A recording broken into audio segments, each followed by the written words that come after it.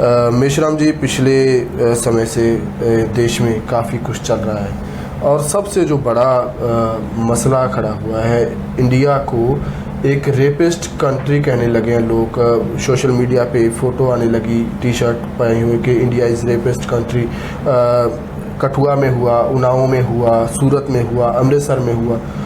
क्या सोचते हो आपके दिन ब दिन क्यों हो रहा है? इंडिया एक जो सर्वधर्म कंट्री माना जाता था, उसको एक रेपिस्ट कंट्री क्यों लोग बोलने लगे? अब जो घटनाएं घटित हो रही है उसके हिसाब से लोगों का परसेप्शन बन रहा है। लोग उसके बारे में सोच रहे हैं, विचार कर रहे हैं कि ऐसी घटनाएं क्यों हो रही है। तो मेरा ऐसा मानना है कि ऐसे लोगों का देश पर कब्जा है आज के तारीख में। जी, केवल बीजेपी का कब्जा है ऐसा मानने से बात पूरी तरह से समझ में नहीं आएगी। बीजेपी से भी बड़ी एक शक्ति है, वो है ब्राह्मण। और ब्राह्मण हर जगह नियंत्रण करने की स्थिति में है। चाहे विधायिका हो, जहां उनके 5 नेशनल लेवल के दल हैं, पार्टियां हैं, तो वो संसद को नियंत्रित करते हैं जहां कानून बनाया जाता है।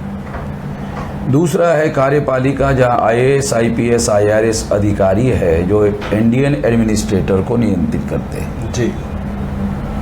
तीसरा है जुडिशरी, उस पर भी उनका 97% नियंत्रण है। चौथा है मीडिया, मीडिया पर भी print media, electronic media, traditional media, local media पर, सारे मीडिया पर उनका नियंत्रण है।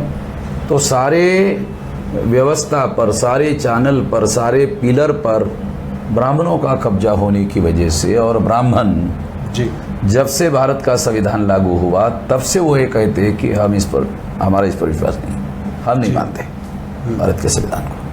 जी। तो जिन लोगों का इस देश में आज के तारीख में कब्जा है, वो लोग शुरू से ये मानते रहे हैं कि ये संविधान हम नहीं मानते। तो इसलिए जो संविधान ना मानने वाले लोग हैं, उन लोगों का कब्जा हो गया। जी। कानून ना मानने वाले लोगों का कब्जा हो गया।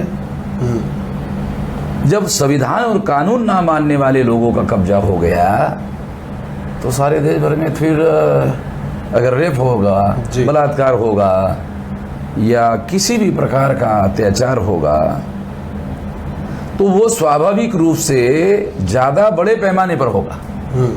हो रहा है। जी, बढ़ रहा है। और ये बढ़त दिल्ली में बीजेपी आने के बाद इसलिए हुई कि कांग्रेस जाती है तो बीजेपी आती है, बीजेपी जाती है तो कांग्रेस आती है। जी। इसका मतलब है कि ब्राह्मणों का भारत में वन कास्ट डिक्टेटरशिप है। लोग कहते थे पहले कि एक आदमी की डिक्टेटरशिप है, मगर इंडिया में मैं ऐसा मानता हूं कि एक जाति की डिक्टेटरशिप है। 84 में जब स्वर्ण मंदिर पर हमला हुआ तो सिखों का ये मानना था कि हिंदुओं ने हमला किया। गलत बात थी। सिखों पर स्वर्ण मंदिर पर हमला करने का प्लान बनाने का आदेश इंदिरा गांधी ने दिया। इंदिरा गांधी ब्राह्मण थी। जी। इसको एक्चुअल ऑपरेशन ब्लू स्टार बनाने का प्लान जनरल अरुण कुमार वैद्य, जो पूना का ब्राह्मण था। जी। ऑपरेशनल कमांडर जो है वो जनरल सुंदर जी था, वो तमिलनाडु का काला ब्राह्मण था। जी। और उसके नीचे एक्चुअल एक्शन का जो कमांडर था वो जनरल बराड, वो जाट था। जी। तो उसको केवल ये काम आदेश के अनुसार उसको काम करने के लिए दिया गया था, ताकि मरने वाली की जिम्मेदारी, मारने वाली की जिम्मेदारी जो है सारी की सारी जाटों को मारा जाए और जाट के ऊपर जिम्मेदारी आ जाए, क्योंकि हम नहीं है इसमें जिम्मेदार। ये सारा प्लान बना करके हुआ। तो ये मैं एग्जाम्पल के लिए आप लोगों को बता रहा हूं ताकि आपको समझ में आ जाए कि देश में एक आदमी की डिक्टेटरशिप नहीं है, वन कास्ट डिक्टेटरशिप है। देश का प्रधानमंत्री भी नरेंद्र मोदी नहीं है। मैं नरेंद्र मोदी को प्रधानमंत्री नहीं मानता है। Is a nominated prime minister of India, is not a real prime minister of India. क्योंकि ब्राह्मणों ने नरेंद्र मोदी को प्रधानमंत्री पद की शपथ देने के पहले प्रधानमंत्री के लिए नॉमिनेट किया। ये नॉमिनेशन ब्राह्मणों ने किया, आरएसएस ने किया। अडवाणी को और सुषमा स्वराज को साइड में करके गोवा एनक्लेव में इसको घोषित किया। प्रधानमंत्री की शपथ तो उसने बाद में लिया जी। पहले नॉमिनेट किया ब्राह्मणों ने। तो ये एविडेंस भी इस बात को प्रूव करता है कि ब्राह्मणों ने नरेंद्र मोदी को नॉमिनेट किया, दिखाने के लिए नरेंद्र मोदी को रखा। सारी सत्ता ब्राह्मणों के नियंत्रण में है, मगर अकाउंटेबिलिटी जीरो है। जवाबदेही जो है, जवाबदेही नरेंद्र मोदी की। गाली लोग देंगे नरेंद्र मोदी को, मगर सारे फैसले होते रहेंगे ब्राह्मणों के फेवर में। जी जी। असल में मैं तो नरेंद्र मोदी पर दया करने का पक्षधर हूं कि इसके ऊपर तो दया करना चाहिए, क्योंकि ये 52% का आदमी जो है ये केवल इंस्ट्रूमेंट और खिलौना बना हुआ है ब्राह्मणों के हाथ का। जी जी। अगर बहन जी मुझे माफ कर दे तो मैं देहाती उदाहरण देना चाहता हूं जी कि ये ब्राह्मणों का रखा हुआ प्रधानमंत्री है। जैसे शादी होती है तो शादी करके एक आदमी अपने घर में औरत लाता है तो दुनिया वाले कहते हैं यार ये तो शादीशुदा औरत है। ये नरेंद्र मोदी ऐसे रखा हुआ है। जी जी। जैसे एक औरत रखी हुई होती ना, बिल्कुल, जैसे आपके पंजाब के मुख्यमंत्री की आजकल है। जी जी जी जी। तो वैसे ही ये नरेंद्र मोदी ब्राह्मणों का रखा हुआ प्रधानमंत्री है, जिसको पंजाबी में रखेल बोलते हैं। हमारे यहाँ भी बोलते हैं, मैं तो बहन जी की वजह से ज्यादा वो शब्द यूज नहीं कर रहा हूँ। जी। सारे देश भर में बोलते हैं जी। अब आदमी है इसलिए रखा हुआ बोल रहा हूँ। बिल्कुल जी। मेश्राम जी, जैसे मैं ये शब्द इतने घटिया किस्म के शब्द इसलिए यूज कर रहा हूँ कि व्यवहार ही इस तरह का घटिया हो रहा है। बिल्कुल। जहां तक आरिफा का सवाल है, JNK की बात जी, उसके बलात्कार के समर्थन में बीजेपी के लोगों ने इस्तीफा दिया। वो इस्तीफा सेंट्रल लीडरशिप के समर्थन के बगैर नहीं दे सकते। जी जी। सेंट्रल लीडरशिप जो बीजेपी की है उनके कहने पर ही उन्होंने इस्तीफा दिया। उनके पास इतना अधिकार नहीं है कि वो इस्तीफा दे दे। तो इसका मतलब है ये बीजेपी की एक स्ट्रेटेजी है कि वो लड़की मुसलमान की है ऐसे बताया जाए और मामले को हिंदू मुसलमान का रंग दिया जाए। जी। तो जब हिंदू मुसलमान का रंग दिया जाएगा तो हिंदू ये मानेंगे कि एक मुसलमान पर बलात्कार हमारे लोगों ने किया, बहादुरी का काम किया, नरेंद्र मोदी ने अच्छा किया, बीजेपी ने अच्छा किया, तो हमारी वोटों की संख्या और ज्यादा बढ़ेगी। ये तो घटिया किस्म के लोग हैं। जी जी जी। तो हिंदू मुसलमान के स्ट्रेटेजी के लिए आरिफा का बलात्कार का मामला यूज कर रहे हैं। इसको समझने की जरूरत है। जी जी। एक समय था 84 के दौरान जब आतंकवाद का मामला भारत का मीडिया उछालता था, तो जब भी कोई आदमी सिखों को देखता था तो उसको डर लगता था। ऐसा माहौल सिखों के बारे में सारे देश भर में मीडिया ब्राह्मणों के नियंत्रण में बना दिया था। बिल्कुल। उस दौरान भी मैं पंजाब में जाता आता रहता, उस दौरान भी मेरे कार्यक्रम होते थे जी। और लोग मुझे बोलते अरे वहां कैसे जा रहे? मैंने कहा मैं तो जाया भी आ भी रहा, वो कार्यक्रम भी हो रहे हैं, मुझे तो कुछ दिक्कत नहीं, क्योंकि अखबार जैसे हवा तैयार करता था वैसा वहां पंजाब में होता नहीं था जी, जी। बल्कि पंजाब में शांति ज्यादा होती थी दूसरे लोगों के मुकाबले, दूसरे राज्यों के मुकाबले जी। तो मैं ये कहना चाहता हूं कि ये जो रूल ऑफ लॉ जो खत्म हो गया है वो इस वजह से खत्म हो गया कि ब्राह्मण संविधान पर यकीन नहीं करता है, कानून पर यकीन नहीं करता है, वो कानून का राज नहीं मानता है जी। क्योंकि कानून का राज में ब्राह्मणों को गैर कानूनी काम करने के लिए अलाउ नहीं होता जी जी। तो इसलिए वो इन बातों को मानते नहीं है। इस वजह से ये सारा का सारा भयानक परिणाम हो रहा है जी। मेश्राम जी, जैसे ये हुआ, आपने बोला कि ये मामला बनाने की कोशिश की गई है, हिंदू मुस्लिम मसला बनाने की कोशिश की गई है, लेकिन उन्नाव में हुआ वो तो उनके अपने ही थे, वो वही धर्म था, तो वहाँ पे भी यही कुछ हुआ। वो जो मुझे जानकारी मिली वो बैकवर्ड क्लासेस के OBC के लोग हैं। और जो डिप्टी चीफ मिनिस्टर है मौर्य है डिप्टी चीफ मिनिस्टर यूपी में, उसकी बिरादरी के लोग। तो बैकवर्ड क्लास का तो ब्राह्मण इस्तेमाल कर रहे हैं, जब प्रधानमंत्री का कर रहा है तो बाकी लोगों को तो उनके लिए कुछ है ही नहीं ब्राह्मण तो बाकी इंसानों को इंसान मानते ही नहीं है। बिल्कुल। हरियाणा, पंजाब और वो सारे एरिया में जब जाट सिख नहीं थे जी। तो जाटों को कहा जाता था जाट बुट, बोलने के बोलचाल में देहात जाट बुट, यानी जाट बूट के बराबर है। तो सिखों ने धर्म परिवर्तन किया, सबसे ज्यादा संख्या में मुसलमान हो गए। जाट जो है सबसे ज्यादा संख्या में मुसलमान हो गए, दूसरे नंबर पर सिख हो गए। बिल्कुल। तो ज्यादा संख्या में मुसलमान होने की वजह से ज्यादा बड़ा पंजाब पाकिस्तान गया।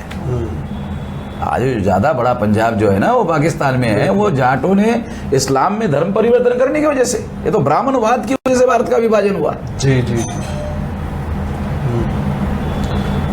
और अगर विश्राम जी हम बात करें, जैसे उन्नाव में हुआ, जहाँ कठुआ में हुआ, अमृतसर में, सूरत में, सभी जगह होने के बाद भी बीजेपी अभी तक चुप है, अभी तक बोल नहीं रही। आपने जैसे बोला कि प्रधानमंत्री जो है वो रखा हुआ है, क्या आप सोचते हो कि इससे अब बीजेपी के विरोध में लोग आएंगे, बीजेपी को कोई फर्क पड़ेगा, कोई जागृति लोगों में आएगी इसके बाद?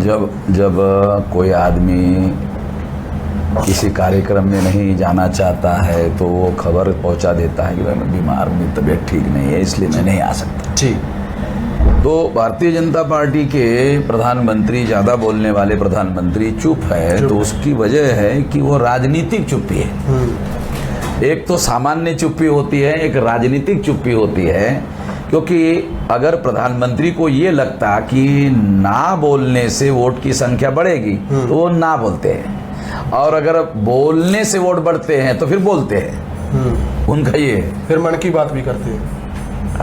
वो तो मन की बात या कुछ भी, उन लोगों को जो मौका, उनके लिए संख्या, अपना वोट बढ़ाने के लिए जो भी कहना है करते रहते हैं। जी जी जी।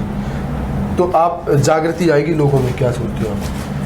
देखो, हमको एक बात ध्यान रखना होगा कि जागृति का लगातार संख्या बढ़ रही है और जागृति का प्रमाण बढ़ रहा है।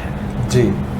रिप्रेशन और लोगों पर ज्यादा दबाव जो बढ़ रहा है, वो जागृति बड़ी इस वजह से हो रहा है। ज्यादा जागृति बढ़ गई, इसलिए ज्यादा प्रेशर और ज्यादा लोगों के ऊपर दबाव डाला जा रहा है सरकार की तरफ से।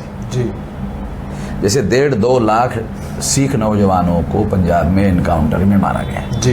क्योंकि वो जिन लोगों को मारा गया वो सारे के सारे लोग अपने ऊपर होने वाले अन्याय के बारे में जागृत हो गए थे, तो उनका जिंदा रहना उनको बहुत सारा खतरनाक लगता था। जी जी। तो इसलिए लगभग 1.5 लाख के लगभग नौजवानों को मारा गया 84 के आसपास। उस बात को अभी 33 साल हो गए। उसके बाद कोई भी बड़ा आंदोलन नहीं हुआ 33 साल में। आप बताओ, 84 के बाद कोई पंजाब में कोई बड़ा आंदोलन हुआ? तो 84 के पहले आंदोलन ही आंदोलन लगातार होते रहते थे। जी। 84 से 2000 तक 16 साल और 17 साल तक, 17 और 16 33 साल हो गए, 3400 साल रहे। पंजाब में कोई आंदोलन, इवन अकाली दल का भी कोई आंदोलन नहीं। जी। नहीं तो अकाली दल के द्वारा बड़ा बड़ा आंदोलन चलता था, संत लोंगोवाल के द्वारा हो, बरनाला के द्वारा हो, जी जी जी, आंदोलन चलता था। तो बंद हो गया। तो ये एग्जाम्पल के लिए बता रहा हूँ कि जो जागृत ज्यादा लोग होते हैं उनको खत्म करना पड़ता है या उनको दबाना पड़ता है। इधर महाराष्ट्र में फडणवीस ने कोम्बिंग ऑपरेशन, घर में घुसकर लोगों को अरेस्ट किया। 54,000 लोगों को भीमा कोरेगांव के बाद में अरेस्ट किया। बिल्कुल। और अभी सेंट्रल गवर्नमेंट के आदेश पर जहां जहां भी बीजेपी की सरकारें हैं, उन लोगों ने ये जो 2 तारीख का होने के बाद फिर कोम्बिंग ऑपरेशन किया। ऑल इंडिया में उन्होंने लोगों को अरेस्ट करवाया। जी। तो हल क्या है इसका? ये अगर हम जागृत हो जाएंगे तो दबाया तो हल क्या है? सबसे अहम बात क्या है इसका? हल ये है, संगठित शक्ति के द्वारा समस्या का समाधान हो सकता है। जी। जैसे फॉर एग्जाम्पल ये 2 तारीख का प्रतिक्रिया हुई। जी। तो प्रतिक्रिया में बहुत बड़ी बात ये है, हमारा जो रिसर्च है उसमें बीजेपी और कांग्रेस के लोग पर्दे के पीछे से शेड्यूल कास्ट और शेड्यूल ट्राइब के लोगों को मैदान में उतारने के लिए सपोर्ट कर रहे थे। वो मैदान में नहीं आ रहे थे, मगर इन लोगों को घरों से बाहर निकालकर मैदान में आंदोलन करने के लिए सपोर्ट कर रहे थे। कांग्रेस के भी कर रहे थे और बीजेपी भी।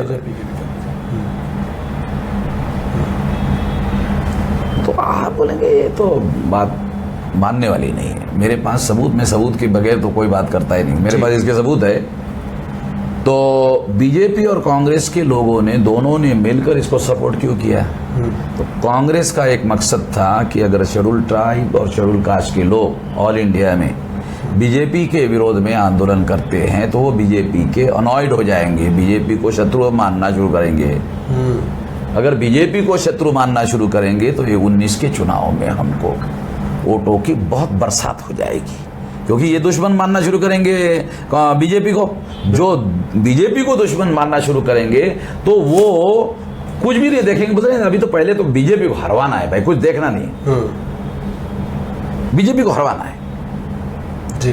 कांग्रेस ने सोचा कि इससे बरसात हो जाएगी वोटों की, ये उसका प्लानिंग था। बीजेपी का प्लानिंग ये था कि अगर SC ST लोगों का बड़ा बवाल खड़ा हो जाता है तो OBC का ध्रुवीकरण हो जाएगा बीजेपी के समर्थन में, क्योंकि ये एट्रोसिटीज एक्ट के बारे में कर रहे हैं, तो वो समर्थन में हो जाएगा बीजेपी के। तो इसलिए बीजेपी के लोगों को ऊपर से आदेश थे कि निकालो मैदान में जी। तो वो भी सक्रिय थे। तीसरा एविडेंस, जब उन्होंने 2 तारीख को लोगों ने बहुत बड़ा ये हंगामा किया SC ST के लोगों ने, तो सरकार ने उन OBC के लोगों को खुश करने के लिए उनके घरों में घुस करके उनको अरेस्ट करना शुरू कर दिया, ताकि OBC के लोगों को खुशी हो जाए। अरे चाहे एक एक्शन उन्होंने इसलिए लिया। दूसरा, बीजेपी के लोगों ने टेस्ट करने के लिए कि कितने OBC के लोग बीजेपी के समर्थन में खड़े हो गए, 10 तारीख को अपना बंद ऐलान कर दिया जी। सवर्णों का ऐलान OBC के समर्थन से, ऐसा सोशल मीडिया में उन्होंने खबरें फैलाई। अब चूंकि मैं सारे देश भर में OBC के संगठनों के साथ रिलेटेड हूं, तो ऐसे बहुत हजारों मैसेज जो है सोशल मीडिया में आए कि हम इस आंदोलन में, ब्राह्मणों का सवर्णों का आंदोलन, इसमें हम सहभागी नहीं है। तो जो अनुमान बीजेपी ने किया था कि SC ST एट्रोसिटी के मुद्दे पर ये जो SC ST के लोग मैदान में उतरेंगे तो OBC का बीजेपी के समर्थन में ध्रुवीकरण हो जाएगा, ऐसा हुआ नहीं जी। क्योंकि हाइपोथेसिस था, कैलकुलेशन था कि ऐसा होगा, मगर ऐसा हुआ नहीं। तो अब उन्होंने कि लोगों का जो एंगर बीजेपी के खिलाफ में है, उस एंगर को शांत करने के लिए, परसेप्शन जो लोगों का दृष्टिकोण बीजेपी विरोधी डेवलप हो गया है, इसको खत्म करने के लिए क्या किया जाए, तो 2-3 बातें करने का उन्होंने प्लान बनाया। एक तो सुप्रीम कोर्ट में रिवीजन पिटीशन दाखिल कर दिया जी, वो दाखिल हो गई। दूसरा, रिजर्वेशन इन प्रमोशन का जल्दी पार्लियामेंट में बिल सबमिट किया जाए। तीसरा, सुप्रीम कोर्ट में हियरिंग होने के बाद अगर सुप्रीम कोर्ट ने कोई रिलीफ नहीं दिया तो अध्यादेश निकालने का वो हुक्म जो है, क्या बोलते हैं उसको अंग्रेजी में, सेंट्रल गवर्नमेंट ने प्लान बनाया कि अध्यादेश निकाला जाए। कानून बनाने के लिए अभी समय नहीं है, तो जल्दी से जल्दी सुप्रीम कोर्ट अगर बात हमारी नहीं मानती है तो हम अध्यादेश निकालेंगे जी। हाँ, और अध्यादेश निकालकर ये जो सुप्रीम कोर्ट का फैसला उसको रद्द कर देंगे जी, ताकि लोगों को संतुष्ट किया जाए और उनका गुस्सा जो है शांत किया जाए। ये तीसरी रणनीति जो है उन्होंने अभी बनाई, क्योंकि जो कैलकुलेशन उन्होंने किया था कि OBC का ध्रुवीकरण होगा वो हुआ नहीं, इसलिए उन्होंने ये सारा मामला किया जी। मेश्राम जी, आप जिन्हें संगठित होने की बात कही, तो अगर सब अलग अलग धर्मों के लोग हैं, अलग अलग राज्यों में रहते हैं, तो अलग अलग धर्म, सिख धर्म, मुस्लिम धर्म, लगायत ईसाई, ये सारे इकट्ठे कैसे हों, कि किस मसले पर हम इसके लिए इकट्ठा करने की कोशिश कर रहे हैं और उनको ये कह रहे हैं कि सिखों की पिटाई हो रही है और हो चुकी है, बिल्कुल, मुसलमानों की पिटाई हो रही है और हो चुकी है, और लिंगायत हिंदू ना होने के बावजूद भी ज़बरदस्ती से उनको हिंदू बनाया जा रहा है, तो गुलाम बनाने का मामला है। बुद्धिस्ट लोगों का जो गया का धर्म मंदिर है उनके कब्जे में है, उनके ऊपर भी अन्याय हो रहा है, क्रिश्चियनों के ऊपर भी अन्याय हो रहा है, और आदिवासियों का जो सरना धर्म के लोग हैं उनके ऊपर भी अन्याय हो रहा है। तो ये जो जैनों को भी जबरदस्ती से हिंदू बनाने की कोशिश हो रही है जी, तो ये सारी बातों को अगर हम ध्यान से देखें तो मेरा ऐसा मानना है कि सबकी पिटाई हो रही है, और सिखों की पिटाई हो रही मुसलमान को मालूम नहीं है, मुसलमान की पिटाई हो रही सिखों को मालूम नहीं। बिल्कुल। तो मैं मेडिटर हो गया हूं अभी, मैं सब लोगों को खबर कर दिया कि सब लोगों के साथ क्या होता है। तो सब लोग कह रहे हैं कि हम लोगों को इकट्ठा आकर के इसका यूनाइटेड हो करके मुकाबला करना चाहिए। तो मैं इसके लिए कोशिश किया तो लोग इस बात के लिए राजी हो गए हैं। मैं जैसे ही मेरा ये परिवर्तन यात्रा अभी शुरू हो रही 24 तारीख को, ये ख़त्म होती ही मैं जुलाई या अगस्त या अक्टूबर महीने में मैं लगभग 6-7 धर्म के लोगों का एक कार्यक्रम, बड़ा कार्यक्रम दिल्ली में करने वाला हूँ। सारे लोग इकट्ठा आकर कार्यक्रम करेंगे, और वो कार्यक्रम करेंगे, उसका कार्यक्रम का तरीका है कॉमन मिनिमम प्रोग्राम। कि सिख और मुसलमान इकट्ठा कैसे आएंगे, तो मिनिमम प्रोग्राम के आधार पर आ सकते हैं, मैक्सिमम प्रोग्राम के आधार पर नहीं आ सकते। जी। कि मुसलमान की बात सारी बातें सिख नहीं मानेंगे, सिखों की सारी बातें मुसलमान नहीं मानेंगे, मगर मिनिमम बातें वो भी मानेंगे, मिनिमम बातें सिख भी मांगेंगे। कि हमारे ऊपर होने वाला अत्याचार तो कम से कम रोका जाए। जी जी। अगर वो नहीं रोकते तो हम यूनाइटेड होके रोके। इतना तो हम लोग इतना तो सब लोगों को इकट्ठा आकर करने के लिए कोई दिक्कत नहीं है। दिक्कत नहीं, बिल्कुल। और इतना तो करना ही चाहिए कम से कम समझदार लोगों को। तो ये कोशिश हम लोग अभी शुरू करने वाले हैं, और एक बड़ा कार्यक्रम, मतलब इसकी कोशिश हो चुकी है, अभी उसको फॉर्मली बड़ा कार्यक्रम करना है। जी। ये कार्यक्रम हम लोग पहले तो हम लोग सारे धर्म के लोगों को, सुलझे भी लोगों को बुलाएंगे, उसकी एक कमेटी बनाएंगे, यूनाइटेड एक्शन फोरम। कोई भी धर्म के लोगों पर अन्याय होता है, एक धर्म का आदमी मुकाबला नहीं करेगा। जी। सारे धर्म के लोग, मान लो सिखों के ऊपर हो गया तो सारे धर्म के लोग उसके सपोर्ट में खड़े हो जाएंगे और सारे देश भर में काम करेंगे। जी। अगर मुसलमान पे हो गया तो सारे देश के लोग हो जाएंगे, अगर क्रिश्चियनों के साथ हो रहा तो सारे देश के लोग करेंगे। जी। और सारे धर्म के लोग करेंगे, एक ब्राह्मण धर्म छोड़ के उसको छोड़ देंगे, और उनके समर्थन में SC, ST, OBC ये लोग, हम लोग मानसिक भारत मुक्ति मोर्चा मिलकर करेंगे। जी जी। और हर जगह कोशिश करेंगे कि लाख लोग जो है शामिल हो। जी। इस तरह का। जी। बहुत ये एक बड़ी कार्रवाई करने का मैं सोच रहा हूँ। मगर जो बात पहले आपने कही थी कि इसमें बदलाव कैसे होगा, वो हम लोगों को केवल सामाजिक रूप से जागरण करने से ही नहीं होगा, पॉलिटिकल सिस्टम में चेंज करना होगा। जी। संविधान हमारे समर्थन में है, संविधान हम सब लोगों के समर्थन में है, क्योंकि वो इक्वेलिटी को मानता है, इसलिए वो हमारे समर्थन में है। मगर वो अमल नहीं हो रहा है क्योंकि वो समानता ना मानने वाले लोगों के नियंत्रण में है। कि हमारे बुजुर्गों ने एक बढ़िया मंदिर बनाया, मगर उसके अंदर शैतान घुस गए। जी। शैतान ने उस मंदिर पर कब्जा कर लिया है, तो अब हम लोगों को वो कब्जा हटाना होगा। वो कब्जा तभी हटेगा जब हम यूनाइटेड होकर एक पॉलिटिकल एक्शन करेंगे। जब पॉलिटिकल एक्शन करेंगे तो उसका नतीजा, उसका रिजल्ट व्यवस्था पर से इन लोगों का, क्योंकि इनकी संख्या 3.5% है। जी जी। अगर माइनॉरिटी भी इकट्ठा होती है तो उनकी संख्या 20-22% होती है। 20-22% लोग माइनॉरिटी के अगर इकट्ठा हो जाते हैं, और SC, ST, OBC के टोटल मिलाकर ये 74.5% लोग हैं, तो मामला बहुत ज़्यादा आगे बढ़ेगा। जी जी। और मेरा ऐसा मानना है कि आने वाले 10 साल जो है ना, 2017 से लेकर 2029 तक, अभी 3 चुनाव है लोकसभा के, एक 19 का है, एक 24 का है, एक 29 का है। तो मेरा मानना है कि 29 तक बहुत बड़ा बदलाव आने वाले समय में होना चाहिए। इसके लिए हम लोग कोशिश करेंगे और यूनाइटेड कोशिश करेंगे। जी। बड़े पैमाने कोशिश करेंगे। जी। और इसके लिए मैं इन सभी लोगों को अपील करता हूं कि आप लोग जो है मतलब इस तरह के प्रयास में साथ सहयोग करें। जी जी। मेश्राम जी, आज के इस कार्यक्रम के जरिए आप वॉइस ऑफ खालसा के जरिए लोगों को क्या संदेश देना चाहते हैं?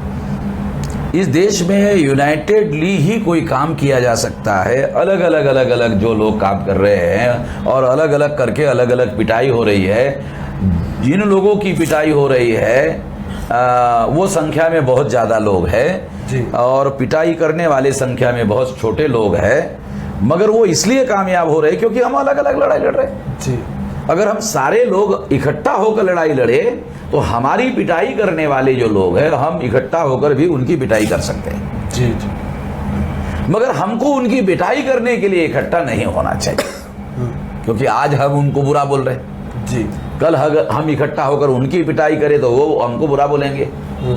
इसलिए हम लोगों को इकट्ठा उनकी पिटाई करने के लिए नहीं होना है, बल्कि हम लोगों को दुनिया में इंसाफ कायम करने के लिए, गुरुओं का जो इंसाफ, जी गुरु तो दुनिया में इंसाफ कायम करना चाहते थे ना, बिल्कुल। तो हमको इंसाफ कायम करना है। जी बेगमपुरा खालसा राज स्थापित करना है। जी जी आपके सिखों के हिसाब से अगर बात किया जाए तो दुनिया में बेगमपुरा खालसा राज स्थापित किया जाए। जी जी आप लोग केवल पंजाब में स्थापित करना चाहते हैं, मैं सारी दुनिया में करना चाहता, फर्क इतना। जी जी जी जी अकेले पंजाब में राज स्थापित करने से आप तो आजाद हो जाओगे और हमको ऐसे छोड़ दोगे, तो ऐसी बात आप लोगों बिल्कुल को नहीं है। आप सभी लोगों लोग को हमारे साथ मिलजुल कर ये लड़ाई लड़नी और होगी पूरी और दुनिया में। इंसाफ कायम करने का जो कार्यक्रम चल रहा है उसमें साथ सहयोग करने के लिए अपील करता हूँ सभी लोगों को कि मिलजुल कर लड़ाई लड़ी जाए। जी बिल्कुल, हम आपको पूरा यही अपील है मेरा, और पूरी दुनिया में हम भी करना चाहते हैं। तो आपका बहुत बहुत धन्यवाद मेश्राम जी, और सभी देश विदेश में जो बैठे सज्जन हमारे को सुन रहे थे सभी का बहुत बहुत धन्यवाद। आज के लिए इतना ही। नए मेहमान के साथ, नए विषय के साथ जल्द हाजिर होंगे। तब तक के लिए आप जुड़े रहें वॉइस ऑफ खालसा के साथ। वाहिगुरु जी का खालसा, वाहिगुरु जी की फतेह।